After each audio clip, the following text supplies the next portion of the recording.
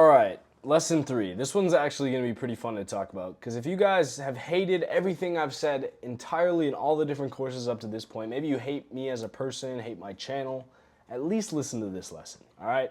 How do we manage a budget on a low income? Because whether or not you think you're low income or not, there's still tips and tricks to be better with your spending. First of all, we've all been there, right? The Robin noodle nights where I had a friend once that doesn't even cook these, right? He just puts the powder in and he like crushes it up and like chugs it like an absolute insane person. Or maybe you're on the cereal, the Fruit Loops or whatever at night, or the Rice Krispies for dinner, or just the bread and butter, or bread and peanut butter, whatever it is. When income is tight, it's normal to adjust the percentages, right? As we talked about with the 50-30-20 rule, we want to add a little bit more to needs and a little bit more to wants so we can feel better about ourselves and we kind of let the debt pile up. And we feel righteous in doing so, right? We've sacrificed. We've worked hard all day and it's been a long day, so why don't we deserve to take ourselves out for dinner? We deserve the help. We deserve the assistance. It's our hard-earned money. We should be able to cash in on that from time to time. And that's exactly why you have 30%. But some people do it a little bit more than they think. We think we rule the budget and it's our money, right? It's all coming into my account. So why should I have to, adhere to other rules or other people's advice? So I should enjoy it. But you don't realize that you've already enjoyed it, which is why you're in debt to begin with. A bigger issue, right? Dopamine and gratification.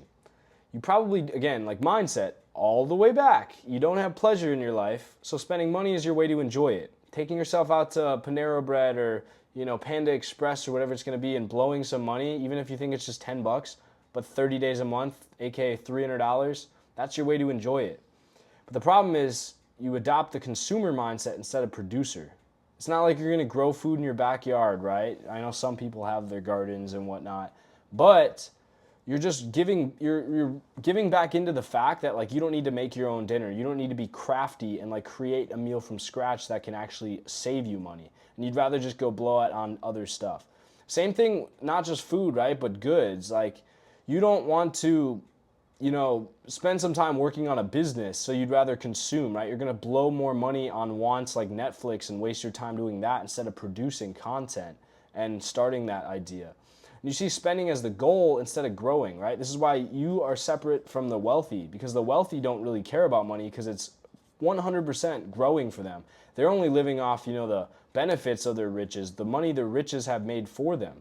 And you see like you were going to your job and commuting to work and finally grabbing that paycheck or seeing that deposit hit, and that's the end goal. Like that's the money you live off of, and that's why you're in this position. But makes, right, growing an additional income impossible because it doesn't line up with your beliefs. You believe that you work 40 hours a week, and so this is the money that you've hard earned and achieved. And should be completely spent because you enjoy it. You deserve it. This is the work you've done. And in some areas you're right, but only 30%, right, or less. That's what we've talked about. So you're not growing it otherwise because you're blowing 50% and there's nothing going to your debt or you're making your situation worse.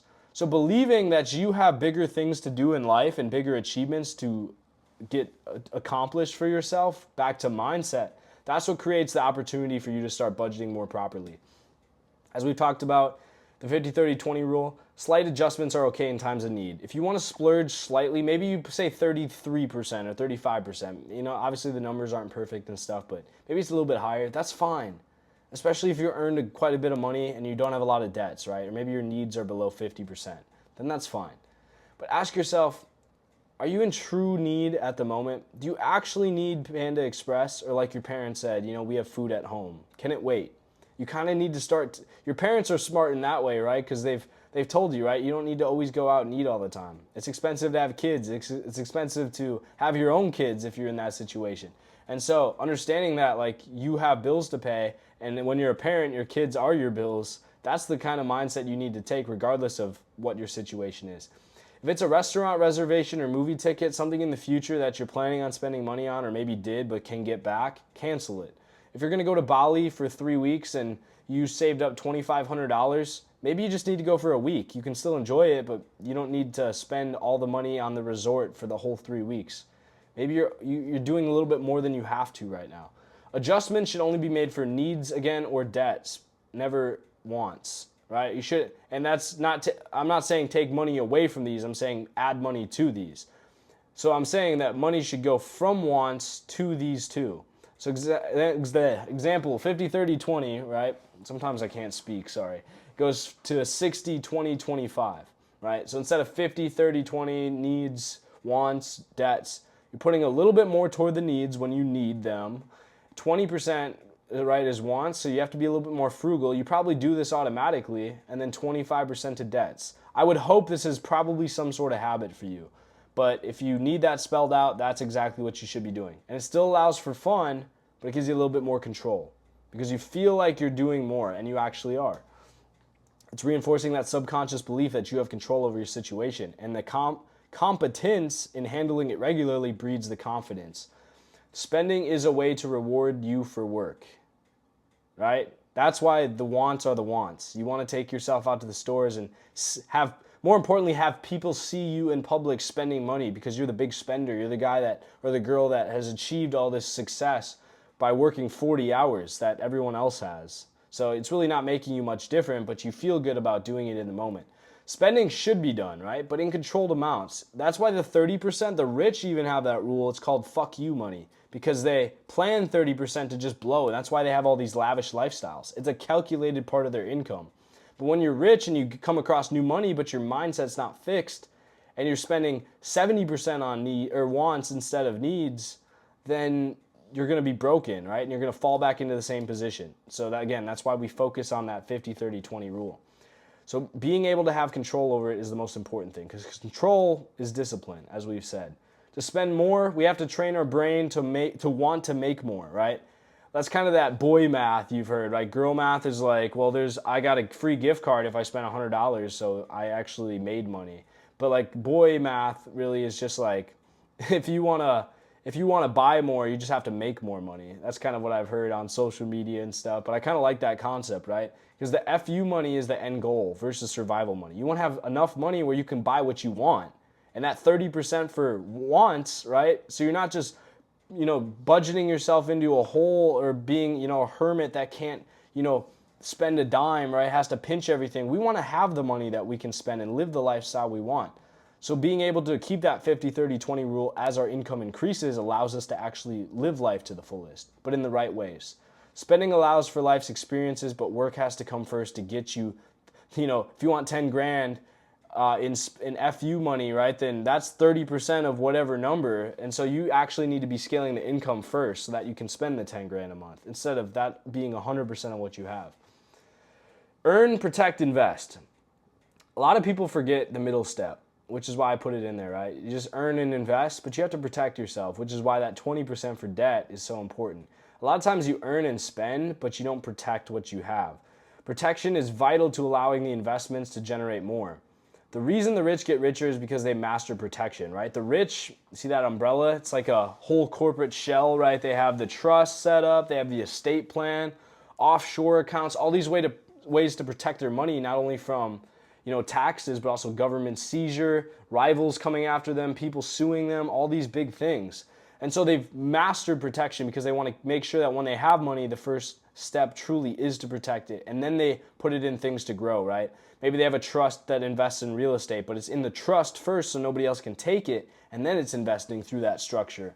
But you want to make sure you're actually taking stages to do that. Now, you don't need to set up a trust or a whole, cumulative life insurance plan or universal plan and do all the infinite banking and stuff like that right now because you don't make enough money probably to make sense of it.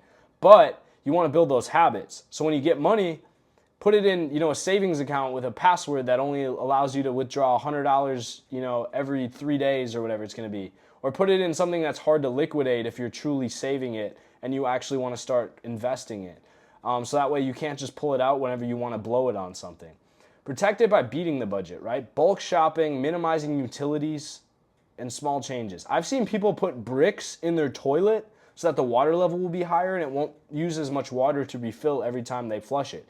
And it's not, doing anything really to damage the toilet. It's actually kind of a genius idea. I'd recommend that if you had money too. But people, even the rich minimize their utilities because it's just smart. It's not being wasteful, right? We learn to respect the environment and respect the resources we have. So being able to be smart, that's why you see really frugal rich people, because that's how they protect themselves to the most, because they keep these habits up instead of adding all the different structures. So start over budgeting and underperforming, even in the small amounts to start the cycle. If you're close to the 50-30-20 cycle, challenge yourself. Can you beat it? Do you need 30% for wants, or can it be 20%? Because that 10% is going to make a huge difference when it starts snowballing. Make it a game or competition. Include your partner, sibling, friends, ideally somebody that has their own financial pulse. If you're in a relationship, because you guys should already be on track to do 50-30-20 or something similar, so challenge your roommate or whatever. Hey, I bet I can save more money this month from you. Maybe you're making, X amount. Like, I bet I can save a higher percentage if you make different amounts, or whatever it's going to be. And so master your financial pulse. Go to your bank account daily and check it. As we said in the last lesson, you should really be doing that, writing it in your journal if you can. Most people have more money than they think, but they can't understand where it just disappears to. This is the biggest problem I see when I talk to people that have bad financial literacy. They're like, well, I made $1,000 and I seriously have no idea where it went. A lot of times, it's people taking it from you. It's not you spending it. So review your subscriptions on your credit card. If you're using an app like Monarch or something, it'll tell you when you have those recurring transactions or bills. And that's pretty eye-opening when you first look at it the first time. Because you're like, damn, I didn't realize I had 3 Netflix accounts. And that starts saving you money immediately, but only when you go and cancel it. All right? So take action when you see this stuff. Cancel entertainment and save time for real experiences. I put this in here and I thought about it and I really don't like it now, but this is an example that probably relates to you. You're probably paying for Hulu and ESPN, right? I have the Amex card, so I'm familiar with, getting a free credit every month. So I have free Disney Plus bundle, which includes this stuff. I don't really watch it, but I have it because I can and it doesn't cost me anything. But some of you are like paying separately for these smaller packages when you could be smart. If you're gonna have, entertainment, which is why I don't like it being in here, then just bundle it, right? Be smart. Find some way to pay for it annually instead of monthly and cut down the cost. And reroute subscriptions, right? So just taking your subscriptions, right? You can actually go in the App Store on the iPhone, and I would recommend this. If you go in the App Store and you go to the subscriptions page, it'll show you all your active subscriptions.